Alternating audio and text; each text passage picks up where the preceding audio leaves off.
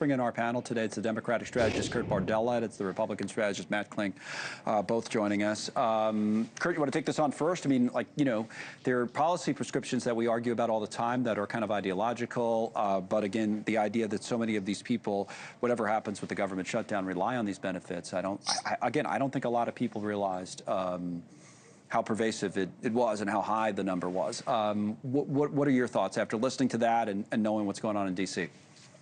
Yeah, this is the part where the shutdown gets real.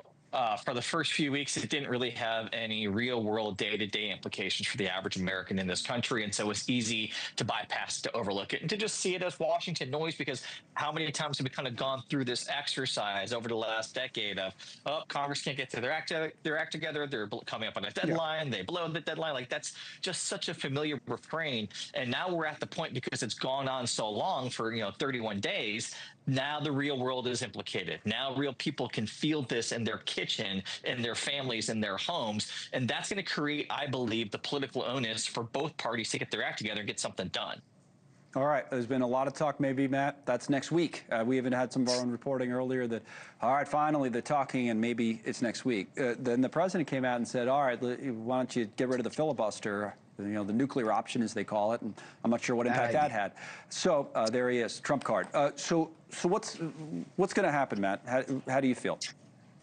Yeah, I was just in Washington, D.C. for some work, and I think that the consensus is that something will hopefully get worked out next week. I think that the food stamps or the SNAP benefit slap in the face, I think, is something that is, everybody said, all right, we got to get this resolved. Because I do think Kurt is right.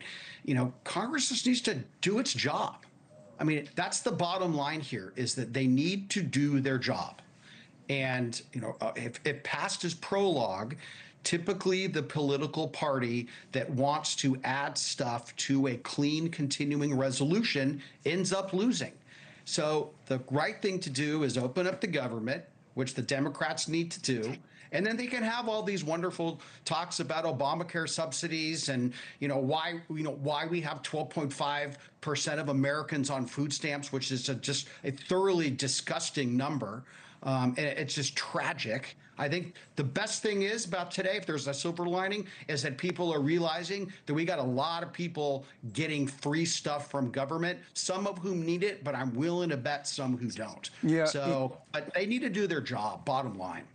The president, he could have moved money around for this earlier. He moved money around for the troops. Real quick on this, Matt, what would you say about, kind of being forced by the courts to do it on the food stamps or the SNAP benefits? I mean, he's come out and said, well, we're gonna cut Democrat programs and make comments like that. Is that what he sees this as?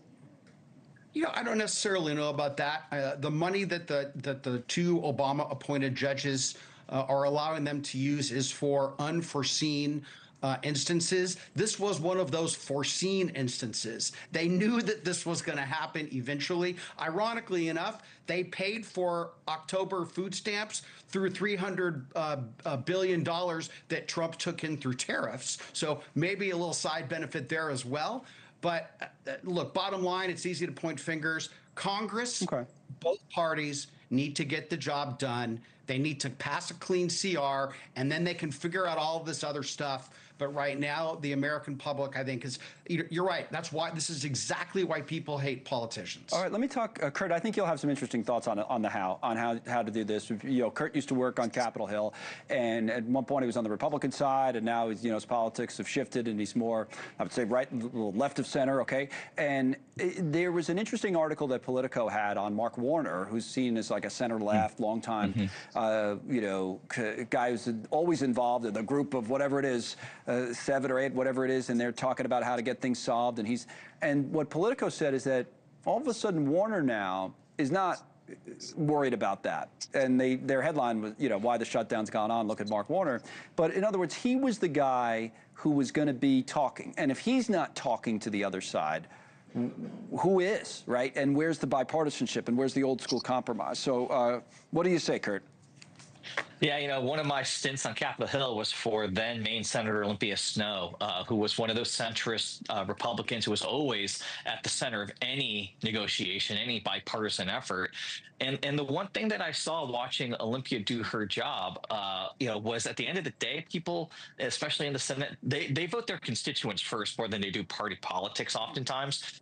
And I think that this is why the SNAP benefit is so important. This is why even what's going to go on with Obamacare subsidies is somewhat important, because it is hitting people right where they live, and they will make their voices heard to their representatives. Like, again, up until now, it's been pretty quiet. When people go back home, when senators and congressmen go back home to district, they weren't really hearing much about this from anybody because they didn't really care because it didn't affect them. That's going to change big time now. And I'll just say one thing too. It is a plague on both their houses, Republicans and Democrats, but everybody in this country knows Republicans have the majority in the House, the Senate, the White House. The American people have watched the Republicans and Trump run roughshod over precedent, over check and balances, doing whatever they want. They also don't have the 60 votes, as you know, in the Senate. It's hard for the American. Hold on, it's hard for the American people to see Republicans do whatever they want on one hand, and then hear this process vote story of, oh, we need 60 votes. People don't pay attention that closely. Well, then they would have to get rid of the filibuster, which is what Trump says they should do. Matt? A horrible idea. The Democrats still rule the day that Majority Leader Harry Reid removed the filibuster for judicial appointments, and led to 3 Supreme Court justices. The Democrats have already said in the Senate that they want to get rid of the filibuster to pass their whole gang of ugly progressive things that they want to move America radically to the left. The Republicans would lose badly on that, and that's why Trump will say it from the executive branch because he wants to get stuff done, but the Republicans in the Senate say, no way. It ain't happening. That's why it's tough to be on his side on some of this in leadership. I know there's some of the former speakers from his first term, former leaders, McConnell and all of them. Now it's Thune, right? Now it's Thune. And Thune came out and said, come on, no, not so fast, Mr. President. But no, was that what you were saying, Kurt, before? I know you're saying it's the Republicans, but that's what they would have to do. They'd have to get rid of the filibuster if they, Well, they would. And again, this is the slippery slope here. If you're okay with something being done today for you, you have to be okay with it being done to you the next time. Yes, be careful what you wish for. That's the old saying in politics. Thank you, Matt, and thank you, Kurt. Good discussion. A better job out of both of you than they're doing in D.C., so let's hope they get something figured out by next week. Now, I'd vote for Matt Kling for Congress. There you go. There you go. No, he doesn't want your support. Get away. All right. Let's continue here. Now, we have